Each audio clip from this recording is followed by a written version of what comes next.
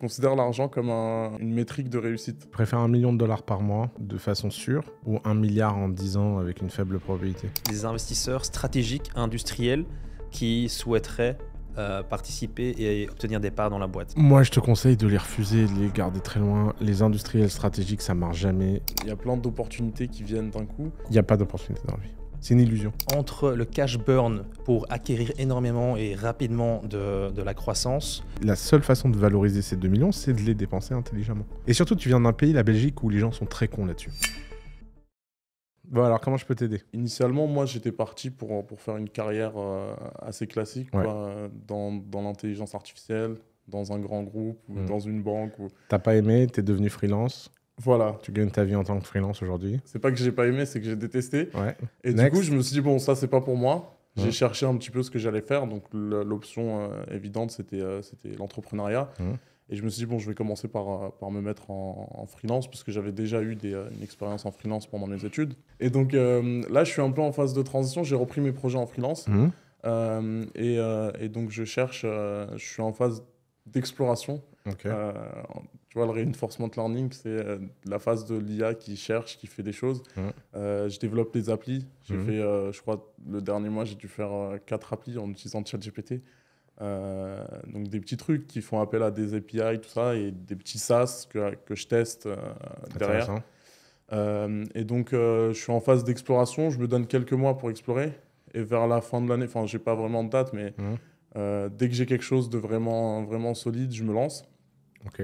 Sur un projet, du coup, quelque chose d'un peu plus ambitieux. Mais la question, c'est plutôt où tu vas avec tout ça, en fait. Parce que tu veux faire quoi de ta vie, en fait? C'est juste une question d'argent? Non, pas que ça. À quel point c'est une question de pas que ça, plutôt que d'argent? Non, alors, l'argent, forcément, ça reste quelque chose d'essentiel. Mais tu veux l'argent comme résultat ou l'argent comme cause? J'ai l'impression que, pour moi, pour l'instant, je considère l'argent comme une métrique de réussite. Ok, mais Donc, plus tu as d'argent, plus ça veut dire que tu as d'impact. tu préfères 1 million, tu préfères 1 million de dollars par mois de façon sûre ou 1 milliard en 10 ans avec une faible probabilité? Les 1 milliard. Vraiment? T'es Les sûr? 1 milliard, ouais, les 1 milliard. Ok, Les 1 milliard donc c'est parce pas une que- question d'argent. Toi, ce que Ok. tu veux, c'est une réputation et d'avoir gagné tellement d'argent que tu as prouvé que tu étais bon. Et donc tu es ambitieux, tu as envie d'avoir un immense impact, tu as envie d'aller très très haut. Tu as envie de t'associer à quelqu'un ou tu as envie de faire tout ça tout seul? Je pense que pour ça, tu dois t'associer à quelqu'un. à mon Ouais, avis. je suis d'accord. Trouver les bonnes Est-ce personnes. qu'il y a un domaine qui t'intéresse plus que les autres? Naturellement, l'intelligence artificielle, C'est pas un domaine, ça. Ok. Ça, je D'accord. vois plus ça comme un outil. un problème qui m'énerve, par exemple, c'est l'éducation. Ouais. Parce que moi, je donne des cours de Python, d'algorithmique en parallèle. Et en fait, ça me perturbe de voir que le système d'éducation qu'on a est pas adapté et permet pas de préparer en fait les étudiants à une carrière en tant qu'ingénieur. Parce que moi, Ok. je suis dans une école d'ingénieur. Par exemple, quelque chose là sur ChatGPT, on ne sait pas quoi faire. Mhm. On ne sait pas quoi faire parce que moi, j'ai des étudiants qui doivent, entre guillemets, apprendre à coder en Python. Et qui, s'ils utilisent ChatGPT, bah, ils ont bon à tout ce qu'on leur propose. Et donc, on est. Et en fait, c'est un domaine qui est, en tout cas, le domaine classique, qui est très lent, en fait. Il va falloir redéfinir ce que ça veut dire apprendre le Python. Ouais. Et tu as des idées là-dessus? Bah, moi, je pense que le plus important, c'est ce que l'outil permet de faire Mhm.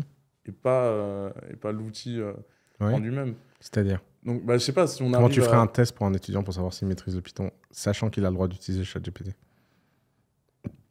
Ça, c'est compliqué, mais justement, moi, ce que je veux remettre en cause, c'est la notion de maîtriser Python. Est-ce qu'un étudiant doit maîtriser Python pour... Ah, carrément. Parce qu'aujourd'hui, en tout cas, peut-être pas aujourd'hui, mais dans quelques années, créer une IA, tu n'auras pas besoin de Python pour le faire, a priori. Mm. Même maintenant, tu as du no-code pour les intelligences artificielles. Ouais. Ça marche très bien. Mais donc, moi, c'est plus la notion de compétence qui, j'ai l'impression, va être un peu chamboulée. Je suis d'accord, c'est un très bon point. D'ailleurs, en fait, la façon de poser la question, en fait, m'impliquait cette réponse, parce que je me disais, en fait, ce qui est important, c'est pas que tu comprennes le Python, ce qui est important, c'est que tu comprennes comment tu peux utiliser le Python, à quoi sert le Python pour faire le choix du Python, en fait. C'est ça, exactement. Et du coup, moi, ce que je fais, dans mes cours, c'est que je vais montrer Python comme un moyen d'implémenter les algorithmes qu'on a vus ensemble. Et les algorithmes qu'on a vus, c'est des process qui vont être utiles dans tous les cas. Dans tous les cas, ils vont être utiles à l'étudiant dans sa façon de raisonner, parce qu'un algorithme, son objectif, c'est de résoudre un problème. Ouais, bien sûr. Et je pense que la compétence qui va rester et qui sera primordiale, ce sera la capacité de résoudre des problèmes. Ouais. Et ça, bon, moi-même, je suis pas sûr je l'ai pas pour l'instant. J'y travaille, mais je pense que c'est ça. C'est peut-être une école dans laquelle on t'apprend à résoudre des problèmes. Moi, de base, l'objectif de la création de contenu, c'est justement d'enseigner des choses. Donc, je dirais à la personne, bah, tu viens avec ton projet, tu mets juste le nom du projet, ce que tu veux faire, avec des détails. Et derrière, tu as des modèles. Donc, tu as ChatGPT qui va te donner des informations texte. Compris, ouais. Tu as du code. Tu as la possibilité d'exécuter le code directement sur la plateforme. Et ça, je pense que sur l'aspect apprentissage, on se dirige plus vers des choses un peu comme ça. Un peu hybride, ouais. Et ça, c'est le genre de boîte que tu as envie de créer? Peut-être, ouais. Peut-être. Pourquoi peut-être? Peut-être, parce que, comme je t'ai dit, je suis en phase d'exploration, donc j'essaye d'avoir un champ le plus large possible. Ça m'inquiète, moi, les phases d'exploration. Ah ouais? De mon expérience, ça donne des gens intelligents qui font plein de choses et font à la fois rien. Après, tu vois, moi, je crois aux phases où tu fais des pauses. Ouais. Mais ce pas des phases d'exploration. C'est des phases de pause. Va pas te raconter que tu vas en vacances. Non, moi, je parle de pause intellectuelle. 80% sur un focus, 20% à faire des trucs à côté des Better Call Saul. Et donc, maintenant, la question, c'est comment tu trouves ton 80. Alors, tu as deux façons de faire. Soit tu assumes que cette phase d'exploration, c'est pas une phase d'exploration. Parce que ça n'existe pas, ça. Ouais. C'est une phase d'apprentissage. D'accord. Et tu apprends plein de trucs. Mais tu n'essaies pas de réfléchir au lien entre ce que tu apprends et ce que tu feras après. Et à un moment donné, quand tu décideras qu'il est venu le temps de prendre une décision pour un arc de 10 ans et faire quelque chose d'ambitieux, parce que faire un truc ambitieux, ça prend 10 ans. Ouais. Et encore, c'est pas 20, 30 ans, mais au moins au bout de 10 ans, tu sais si ça marche ou pas. Il faut 10 ans pour savoir si quelque chose va vraiment marcher ou pas. Ouais. Et donc, au moment où tu décideras de faire un truc ambitieux, à ce moment-là, tu changeras de mode et tu te diras, OK, à l'instant T, c'est quoi le truc le plus ambitieux que je peux faire avec tous les aimants? Parce que tout bouge autour de toi. Et donc, à un moment donné, fixer un arc, c'est décider de bam, réduire le champ du focus. Okay. Et à ce moment-là, tout ce que tu as appris, tout ce que machin, sera utilisé quel que soit le projet, en fait. Ouais. Tu vois, c'est tout le sujet, quoi. Une crainte que j'ai, c'est aussi me dire qu'il y a plein d'opportunités qui viennent d'un coup. Il n'y a pas d'opportunités dans la vie. Ça n'existe pas, les opportunités. C'est une illusion. Ouais. C'est vraiment une illusion. Il y a la chance. Ouais. Tu achètes le Bitcoin à $1. Okay. Mais cette chance, pour la transformer en quelque chose de réel et pas perdre les Bitcoins que tu as achetés, ça demande du travail et ça demande du focus. Okay. 100% des gens qui ont acheté du Bitcoin à $1 et qui n'ont pas focus 100% de leur énergie sur la blockchain sont ruinés. Et donc, en fait, l'illusion que tu as de machin, il y a le pop-up de ci, le pop-up de ça, la crypto, le Web3, l'IA, le machin, tout ça, c'est des trucs pour te rendre fou, en fait. C'est des parasites. C'est des parasites. Puisqu'en fait, quel que soit le domaine que tu choisis, tu peux faire une boîte à 100 milliards. D'accord. Et c'est peut-être aussi ça le secret des entreprises résilientes, non? Ouais, c'est ça le secret des entreprises à succès. Parce que j'ai l'impression qu'aujourd'hui, un nouveau challenge... Ça va être de résister, ouais. Ouais, c'est ça. Parce que l'IA peut débarquer avec une nouvelle feature, ce qui détruit une entreprise. Bien sûr. Mais c'est pour ça qu'en fait, c'est pas... quand l'IA vient et apporte un truc qui détruit une entreprise, c'est que l'entreprise, elle bouge pas assez vite, elle n'est pas assez focus. Okay. Elle n'est pas capable d'absorber ça et de faire autre chose. D'accord. Alors que quand tu es agile, que tu absorbes, que tu es focus, etc., tu es capable de changer au fur et à mesure. Ok. Le truc aussi que je voulais aborder avec toi, c'est l'aspect storytelling. Parce que j'ai l'impression que je me crée une image de créateur de contenu, mais c'est pas ça que j'ai envie de faire, en fait. Ouais, il faut que tu arrêtes de créer des contenus, alors. peut-être pas arrêter, mais... Pourquoi? Je sais pas. Soit tu es très content d'avoir une image de créateur de contenu, ouais. Et dans ce cas-là, tu continues à faire des contenus, okay. Soit tu es pas content et t'arrêtes. Okay. Mais si tu crois qu'il est possible de créer des contenus sans que tu sois pris pour un créateur de contenu, je veux dire, 80% de la France pense que je suis TikToker. C'est vrai. j'ai l'impression que les personnalités qui ont une image forte, c'est aussi des gens qui ont une narrative qu'ils ont trouvée, qui fonctionne et sur laquelle ils n'arrêtent pas de taper, non? Non, en général, ça se passe dans l'autre sens. Ok. Tu vois, tout le monde croit que j'ai une stratégie de contenu. Ouais. Non, c'est ma nature qui est trop forte, c'est tout. D'accord. Moi, j'adore les vidéos d'analyse de mes stratégies marketing. Ouais. Oui, alors Oussama, il a compris que pour créer de l'audience, il fallait cliver. Mais moi, si j'avais su que j'allais cliver à ce point, mais jamais je l'aurais fait. Ok. En fait, moi, je suis surpris que ça clive autant ce que je raconte. En fait, tu es embarqué dans ton propre truc. Et c'est pour ça que la guerre du contenu, c'est une guerre de sincérité. Ok. Les vrais gens qui marchent en contenu, c'est pas des gens qui ont une stratégie. C'est pas des gens qui cherchent à cliver. C'est des gens qui, naturellement, sont porteurs de ce clivage. D'accord, ok. Ça, parce que moi, je me suis dit, ouais, pour que je commence à être reconnu, il faut que je clive. Mais non, tu peux pas. Ok. Pas... Tu vas faire quoi? Ça sonne faux, tu vois. Donc, quand tu as une nouvelle idée, bon, après, je sais pas si sur les business comme créer, créer des dessins animés, est-ce que tu as la possibilité de tester ton idée avant d'investir dans le développement de cette idée-là?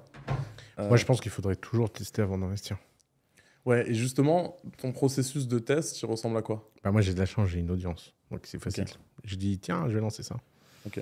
Je regarde si les gens payent, tu pars, sinon... Exactement, okay. Ouais. Et quand tu n'as pas d'audience? Quand tu n'as pas d'audience, tu l'achètes, l'audience. Donc, ads, tu dépenses 1000 € en ads et tu regardes ce qui se passe. Quoi. Quand une des options, c'est de prendre une idée qui fonctionne déjà. Ouais. Et ça, au moins, il n'y a pas de risque. Tu le reproduis en mieux, ça peut que marcher, parce que de toute façon, le business fonctionne. Alors, c'est pas vrai, malheureusement. Okay. Après, là où c'est intelligent, c'est de regarder des choses qui marchent et d'essayer d'en faire ta propre version. C'est pour ça qu'on en parlait au début. Picasso dit, les grands artistes copient, les génies volent. Pourquoi? Parce que quand tu voles quelque chose, tu te le fais tien. Et donc, en fait, tu vois quelque chose qui marche, tu sais que tu ne pourras pas le copier exactement. Donc, tu le voles pour le faire toi et faire ta propre version avec ta propre logique. Ok. Je vais voir comment voler un business qui me plaît. Lequel? Je sais pas. Okay. Pas du tout. Je t'écoute, comment je peux t'aider? Donc, en fait, moi, j'ai lancé You Eat. C'est une chaîne de restaurants digitaux. Donc, on aide les restaurants existants à augmenter leur rentabilité, leur profitabilité, en intégrant des marques virtuelles uniquement dédiées à la livraison à domicile. J'ai donc 2 marques asiatiques, une qui s'appelle Shifuri, l'autre qui s'appelle Incheon. Okay. Donc du poulet frit coréen pour Incheon, et Shifuri, c'est une marque de nourriture chinoise. Ouais. Donc si je comprends bien, tu vas dans des restos qui existent déjà, tu leur dis on change rien à votre service, par contre prenez un pouls de votre cuisine, faites du poulet frit dedans, et nous on le livre et ça vous fait un complément de revenu. La livraison n'est pas opérée par nos agents, c'est directement via les... Exactement. Okay. Exactement. Donc nous, tout ce qu'on apporte, c'est tout l'approvisionnement. Donc on a toute la supply chain, on a le branding autour de nos concepts. Et donc forcément tout le know-how, donc les recettes, les fiches recettes, on vient former le restaurateur. Donc ça, c'est ce qu'on effectue. Et le resto qui gagne le plus d'argent avec toi, il gagne combien? Le resto qui gagne plus d'argent aujourd'hui, il gagne entre 5 et 10 000 €. Waouh, c'est un vrai complément de revenu. Ouais, c'est exactement. Ça change, ça te paye le loyer, le machin. Ouais, totalement. Donc le restaurateur, il a aucun frais en plus, sauf s'il génère forcément beaucoup plus de chiffre d'affaires, il engage 1 ou 2 personnes en plus. Mais bon, ça c'est linéaire. Ouais, exactement. Alors comment je peux t'aider? C'est quoi? Donc ici, ça a l'air de bien marcher. Ça fonctionne bien. Ici, je viens de boucler une levée de fonds de 2 millions €. Bravo. Merci beaucoup. Et donc, en fait, ma question est, vu le contexte économique actuel, je sais qu'il est très difficile aujourd'hui de lever des fonds comme on levait des fonds il y a 2-3 ans. Donc, je dois en fait contrôler ma croissance. Mais ma question est aujourd'hui, entre le cash burn pour acquérir énormément et rapidement de la croissance versus la quête de la rentabilité, quel serait, toi, aujourd'hui, ton avis par rapport à ça? Alors, descendons dans les mécanismes. Là, il faut qu'on rentre vraiment à fond dans ta boîte.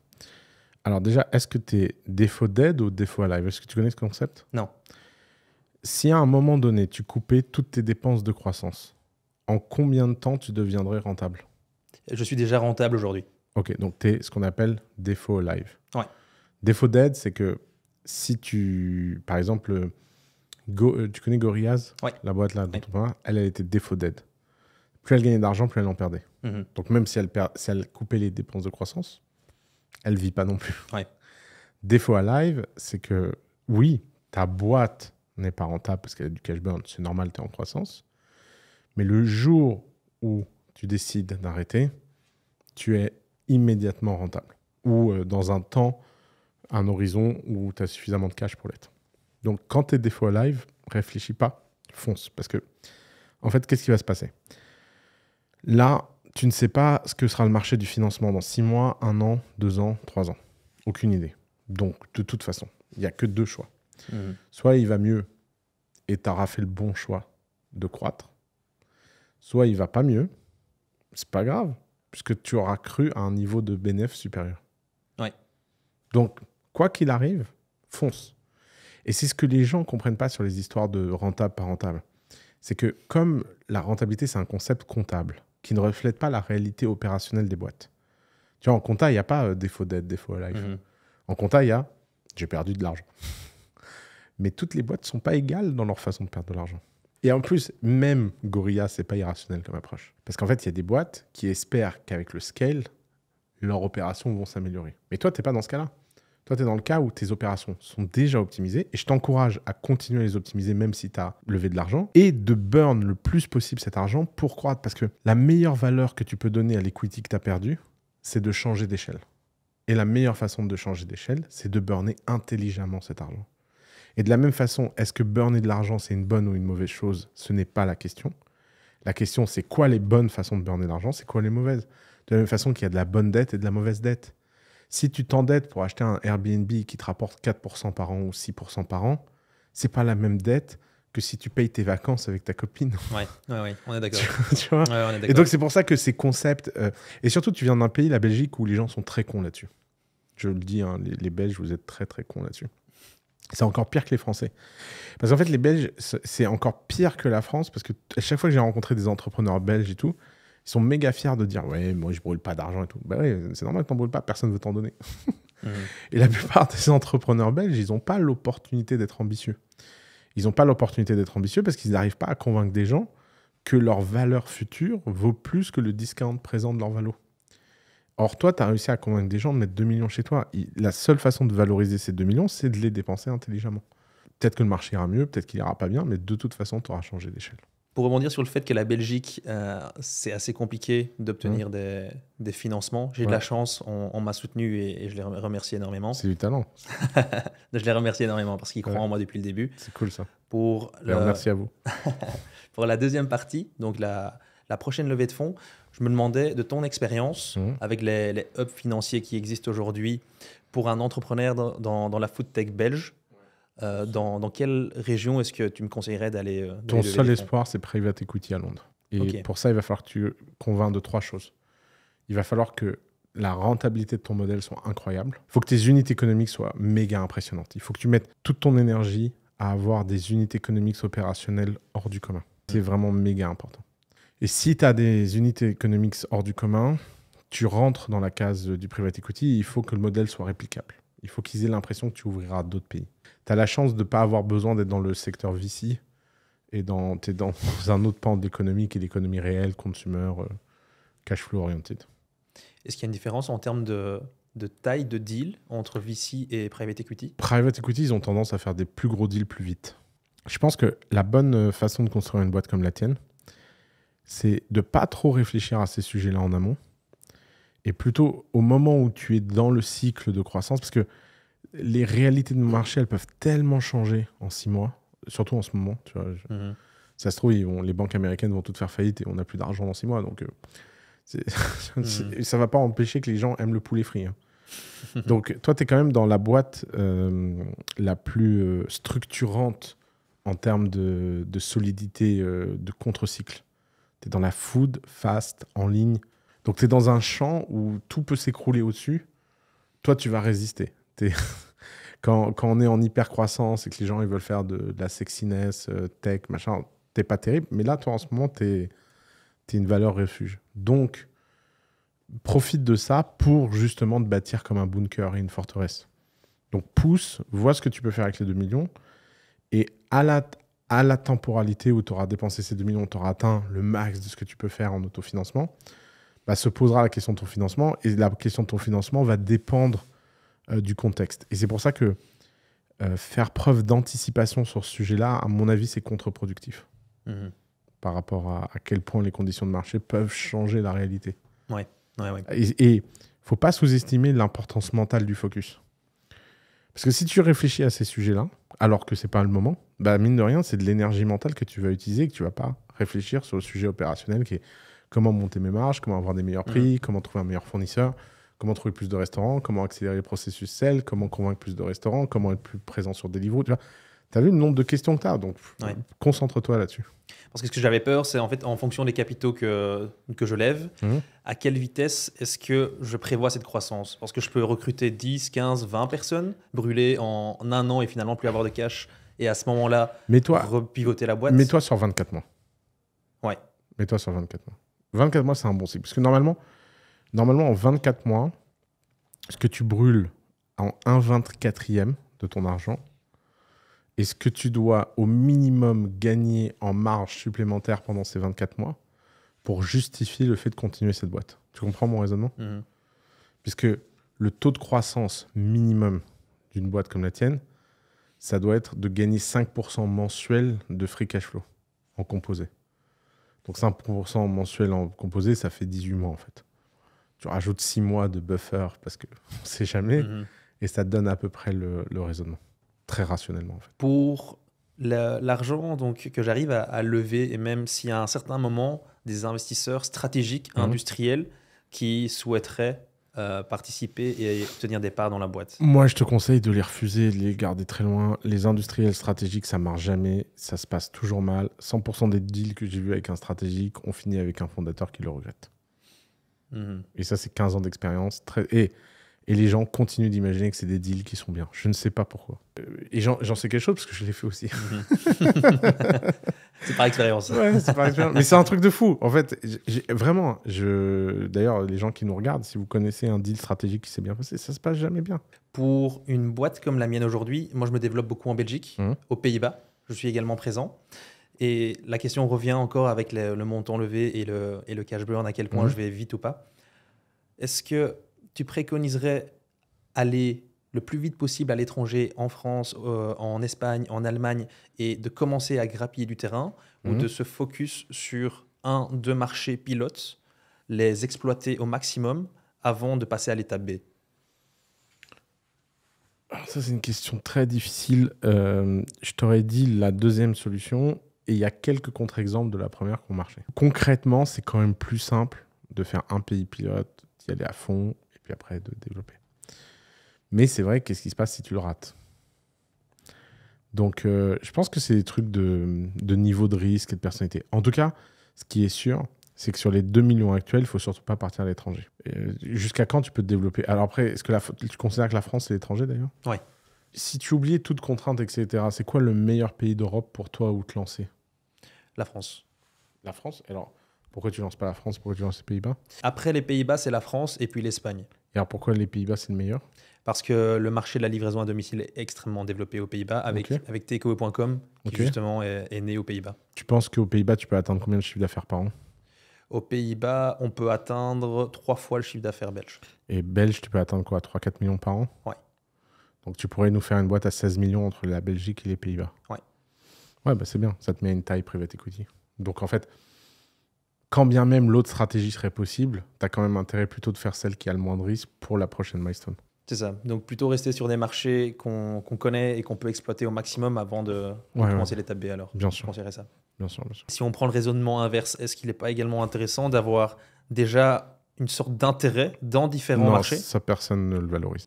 Parce que les gens se disent, bah ok, mais dans ce cas-là, c'est comme, vaut mieux investir dans 5 startups différentes qui sont dans 5 marchés et qui ont mieux marché. En tout cas, en termes de ratio risk-reward, vaut mieux gagner 10 dans un marché que 1 dans 10 marchés. Gagner 10 dans un marché, ça vaut 100.